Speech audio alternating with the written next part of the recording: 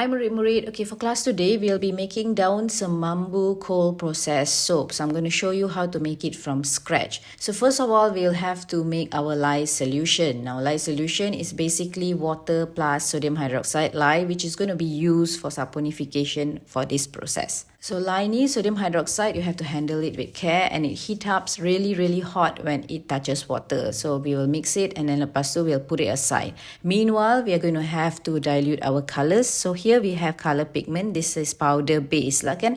So what we're going to do is we're going to premix it with a little bit of oil. 1 part powder, 2 part of the oil dah cukup dah. We are going to mix it because we want to make sure that it doesn't clump at the end when we are using it in our soap batter lah. So after dah mix tu, just keep it aside and we can proceed with our oil mixture pula. So oil mixture, we are going to be adding in coconut oil, olive oil, palm oil and castor oil. Now the reason why I like this oil combination is because it gives you a perfect hard soap that doesn't melt that fast, and it's also cleansing and it's also moisturizing and it's quite bubbly as well. So if you wanted to change any of these recipes, you will have to go through the soap calculator again, but if you're a newbie, I would suggest that just follow this existing recipe because it's tried and tested by me, a pharmacist. So lepas tu, you just mix it, and after the mix to trace, we're going to be adding in our extracts and our fragrance oil.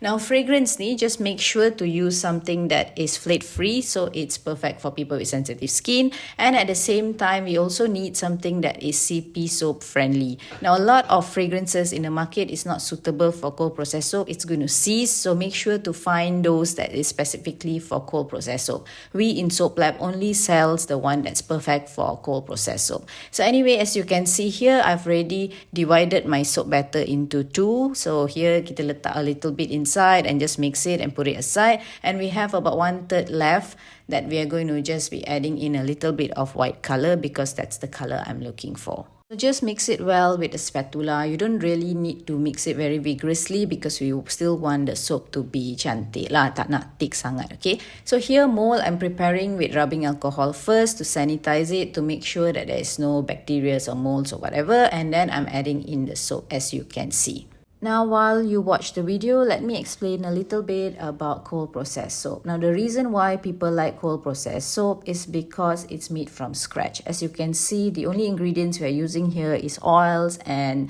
sodium hydroxide to create the saponification process. Now at the end of the day, the sodium hydroxide is not going to be there anymore because what it's going to do is it's going to react with the oils to turn it into soap. So at the end, memang tak ada sodium hydroxide anymore. So you don't have to worry about this.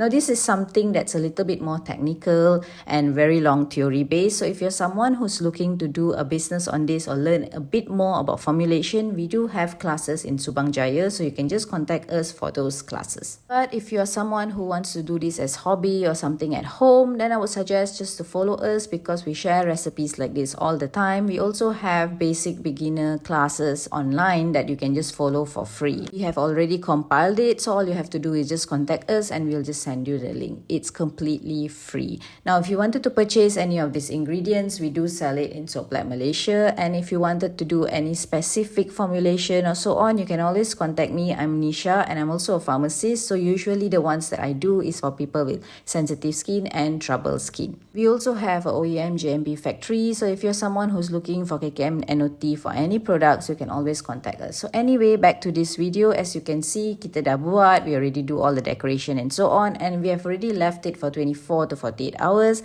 and then lepas tu you can already unmold it once it's already betul-betul keras and it's not sticking to the mold anymore. So remove it from the mold, cut it however you want. You can also use regular knife to cut it if you wanted to. We just have this soap cutter because we are a factory. So anyway, after cutting it, you have to still leave it for about 4 to 6 weeks, so to make sure that the soap becomes really dry and hard, and then lepas tu baru you can pack it to sell it or use it.